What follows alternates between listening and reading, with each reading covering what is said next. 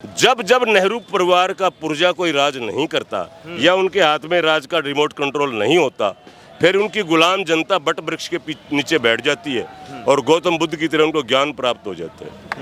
फिर वो क्या कहते हैं, जीडीपी गई नीचे गई नीचे गई। अरे तेरी ऐसी की तैसी, क्या बकवास करे। और महंगाई होगी, महंगाई 120 रुपये मनमोहन सिंह ने चने की दाल बिका दी थी, तूर की तो 160 बिका दी थी। वो तब महंगाई नहीं थी। और हमें लगा कि अब 6-7 महीने में गरीबी हटी देश में से, और 6 महीने के बाद कहती है मेरे पास जादू का डंडा नहीं है, गरीबी हटा दूंगी। मैं कहो धोखेबाज निकली यार ये तो। तब समझ में आया कि नेहरू परिवार खतरनाक है। मैं 3 पॉइंट जानना चाहता हूँ। राहुल गांधी प्रधानमंत्री के योग्य आप लोग क्यों नहीं समझते? हमें 3 पॉइंट चाहिए, क्या कमी है? बात ये है जी, इस बात पे मैं चुप रहूंगा। जब पहली क्लास का बच्चा कायदा ले रहा हो और वो एमए की बात करने लगे तो चुप रहना ही ठीक है, क्योंकि मैं एमए में समझा नहीं सकता। राहुल गांधी की गुण क्या यार, मेरे को, मैं एक बात कहता हूँ, मैं बताता हूँ आपको। हाँ। उनके परिवार में, गांधी परिवार में 2 लोग प्राइम मिनिस्टर रहे हैं, फिर उनके राजनीतिक ज्ञान को कम क्यों आंका जा रहा है? हाय हाय हाय, दोनों राजनीतिक प्राइम मिनिस्टरों में से किसी को ज्ञान नहीं था, दूसरे पर चलाते थे उनको दोनों को। और फिर ये क्या कोई यहाँ पर परिवार की गद्दी है क्या? ये प्रजातंत्र है, क्यों नहीं बदलेंगे? वही रह जाएंगे सारी उम्र, और तुम सब लोग नहीं हो। यही तो स्वाभिमान लाना है। अच्छा, कि किसी भी परिवार का गट्टा पकड़ना छोड़ दो। गट्टा होता है टखना, हरियाणा में गट्टा कहते हैं उसको। ये गट्टा इतना ना कस के पकड़ोगे, खींच लोगे, वो अलग कर दोगे उससे। अरे चरण वंदना बंद करो। कांग्रेस ने देश यहाँ आदमियों से नहीं बात बनती बाबूजी, बात बनेगी विचारधारा से।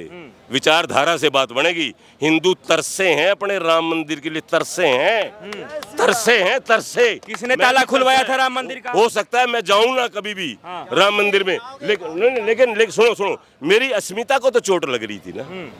मेरे मुस्लिम भाई कहते थे ये हिंदुओं को हो क्या गया, हम चाहते हैं कि मंदिर दे दे, ये हो क्या गया।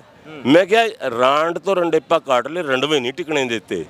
मुस्लिम तो मंदिर बनवाना चाहते हैं, पर तो तुम्हारे उंगली लगाते हैं ना, जो तुम्हारे वकील हैं, वो नहीं मंदिर बनना देना चाहते। इसने बड़ी मुश्किल से कराया है काम, बहुत डिप्लोमेटिकली कराया, समझाया बुझाया, हाथ पैर जोड़ जाड़ के करवा लिया, क्योंकि ये तो फंस गया था उसमें सुप्रीम कोर्ट में। लेकिन कांग्रेस तो कह रही है कि राम मंदिर तो हमारा देन है, हमने ताला खुलवाया था भाई साहब। ओह, फिर ताला खुलने के बाद तुम्हारी कहाँ गई थी सारी चीजें? तुम ताला खुलने के बाद सो गए इतना लंबा, 20 साल तक सुते रहे, ताला खुलवा के सो गए बस 20 साल तक। ताला बंद क्यों करवाया था तुमने? कहते 47 में जब देश मांग लिया, जब गांधी जी ने कहा था कि ये यार नेहरू मान जाए, इस जिन्ना को प्राइम मिनिस्टर बनने दे, देश को एक रहने दे, ये साल 6 महीने का मर जाएगा। तब बोला हिंदू भड़क जाएंगे, तब तो हिंदुओं का नाम ले लिया, और फिर जब तक जिया हिंदुओं का कद्दूकस कर दिया जातियों में बांट करके। कद्दूकस समझते हैं आप क्या करता है? घिया को कभी कस के देखा है? कद्दू को वो कद्दूकस कर रखा है यहाँ, और उस कद्दूकस की वजह से मुलायम सिंह यादव पैदा हो गया, चौधरी चरण सिंह पैदा हो गया, उसी कद्दूकस में से निकल गया लालू यादव। अच्छा, सब अपने अपने हीरों को लेके इकट्ठे हो गए। उधर वो कहता है हम तो तमिलियन हैं, हम तो करुणानिधि बन गए। उधर वो कहता है हम तो पहले होते होंगे हिंदू, हम तो मुसलमान बन गए। शेख अब्दुल्ला, फारूक अब्दुल्ला, पता नहीं कौन सा अब्दुल्ला, और कोई कौन है अब्दुल्ला? फारूक अब्दुल्ला के बाद कौन है लड़का? उमर अब्दुल्ला। क्यों भाई, तुम्हारे हर एक परिवारों की है क्या? आप जिनको कद्दूकस कह रहे हैं वो अपने आप को लोकतंत्र का रक्षक कह रहे हैं, लोकतंत्र बचा रहे हैं। वो नहीं, वो तो कद्दूकस को चलाने वाले हैं। कद्दूकस तो हमारा हुआ है हिंदुओं का जातियों में। अच्छा। हाँ, छोटे छोटे टुकड़े कर दिए।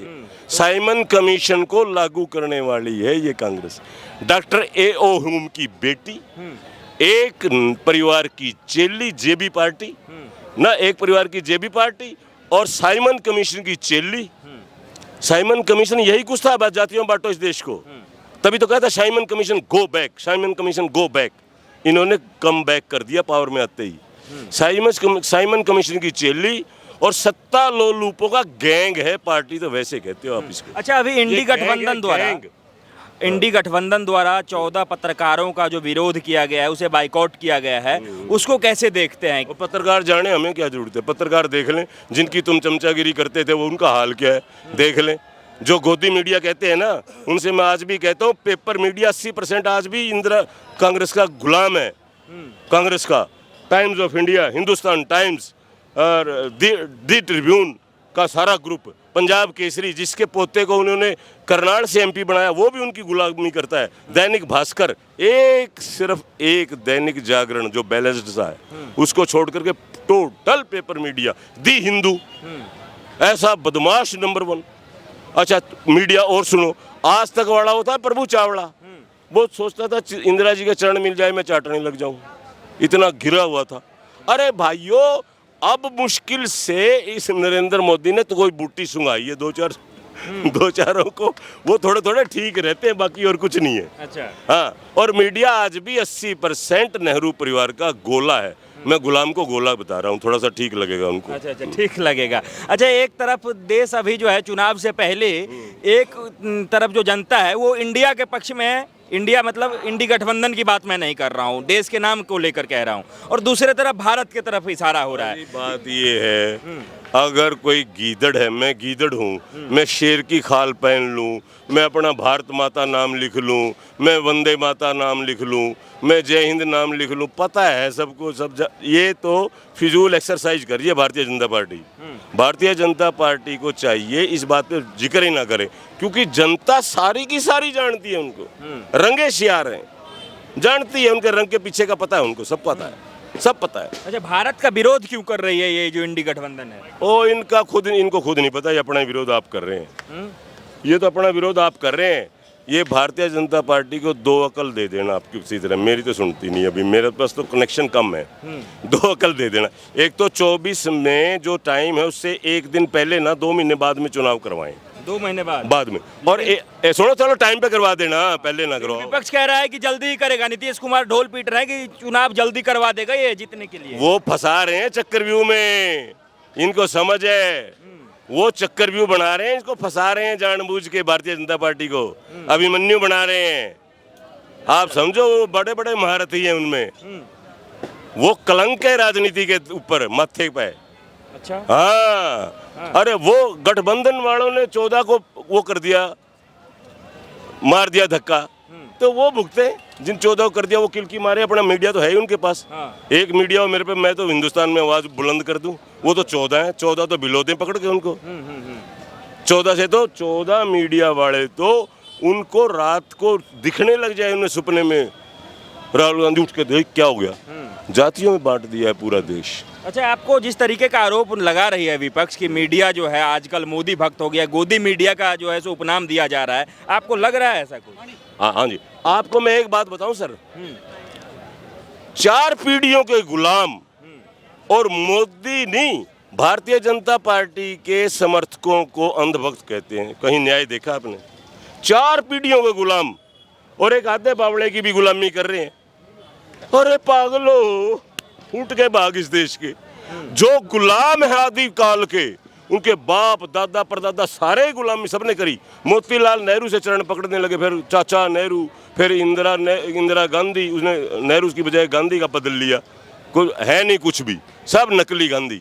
अच्छा उसकी इंदिरा गांधी के बाद संजय गांधी, फलाना गांधी, धिकड़ा गांधी, पता नहीं कौन कौन गांधी, उनके गुलाम, और जो जनता है उसको कहते हैं अंधभक्त। अरे अंधभक्त तुम हो कि हम हैं?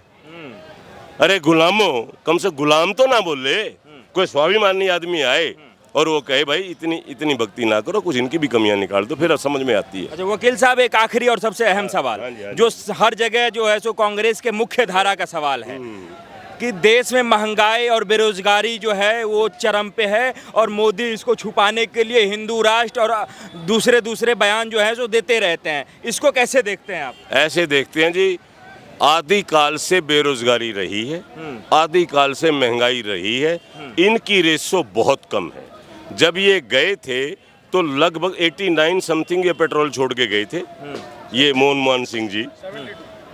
सर 87 की मेरे पास स्लिप है, मैं लाऊंगा, अगली बार आऊंगा ना यहाँ पर। किस ईस्वी की बात कर रहे हैं? 14 में है? हाँ 14 में मेरे पास स्लिप है जी उसकी। हाँ मुझे स्लिप है मेरे पास पेट्रोल पंप की, आप गूगल में जाके देख लीजिए। हाँ 87.89 का है एक बिल, तो वो तब था और आज है। मैं एक बात और बताऊं आपको, जब नेहरू परिवार का पुर्जा कोई राज नहीं करता या उनके हाथ में राज का रिमोट कंट्रोल नहीं होता, फिर उनकी गुलाम जनता बट वृक्ष के नीचे बैठ जाती है और गौतम बुद्ध की तरह उनको ज्ञान प्राप्त हो जाता है। फिर वो क्या कहते हैं, जीडीपी गई नीचे गई। अरे तेरी ऐसी की तैसी, क्या बकवास करे। और महंगाई होगी, महंगाई 120 रुपये मनमोहन सिंह ने चने की दाल बिका दी थी, तूर की तो 160 बिका दी थी। वो तब महंगाई नहीं थी। मैं 1971 का MA पॉलिटिकल साइंस हूँ, मेरे को तो आज तक सरकार ने नौकरी नहीं दी। मैं आया ओरिएंटल बैंक में, जो वो थापर का बैंक था, सरकार का कुछ लेना देना नहीं। 69 में इन्होंने ना 81 में या 80 में उन्होंने कब्जा कर लिया इंदिरा जी ने, क्योंकि वो तो न्यू सोचती थी ना बैंकों को राष्ट्रीयकरण करने से राज मिल जाता है। 69 70 में 71 में ऐसे ही लेगी थी 8 मार्च को, बोली गरीबी हटाऊंगी। हमने सोचा काय के लिए काम रेड्डी करनी, कार्ल मार्क्स को मिलना है, इसी के साथ जुड़ते हैं। 8 मार्च में उसने अपना शपथ ले ली प्राइम मिनिस्टर की 2/3 बहुमत के साथ, और हमें लगा कि अब 6-7 महीने में गरीबी हटी देश में से, और 6 महीने के बाद कहती है मेरे पास जादू का डंडा नहीं है, गरीबी हटा दूंगी। मैं कहो धोखेबाज निकली यार ये तो। तब समझ में आया कि नेहरू परिवार खतरनाक है। नेहरू परिवार खतरनाक है। ठीक है, टुकड़े से देखो, देश के 2 टुकड़े नेहरू ने किए, 3 टुकड़े इंदिरा जी ने किए, और दोष दे दिया आरएसएस पे। आरएसएस वालों पे करड़ा गन्ना नहीं कटता, टूटता। अगर गन्ना आरएसएस के मैंने देखे हुए हैं, बेचारे सीधे साधे से लोग, अगर एक मोटा सा गन्ना दे दिया जाए ना उनको, थोड़ा सख्त सा मेरिट से ला करके तो शामली से, वो नहीं टूटेगा उनसे। ये कहते देश तोड़ दिया। अरे आरएसएस वाले बेचारे देश तोड़ेंगे? अच्छा, गऊ हैं बेचारे, गऊ हैं। ठीक है, बहुत बहुत धन्यवाद। हमारे साथ थे वकील साहब, क्योंकि हरियाणा से आते हैं तो जो हरियाणा की मिट्टी का जो बोल है, जो टोन है, वो काफ़ी अच्छा लगता है सुनने में, इसलिए संवाद जो है काफ़ी लंबा खिंच गया। खैर आगे और भी हम बात करेंगे, तब तक के लिए दीजिए इजाज़त। धन्यवाद, नमस्कार।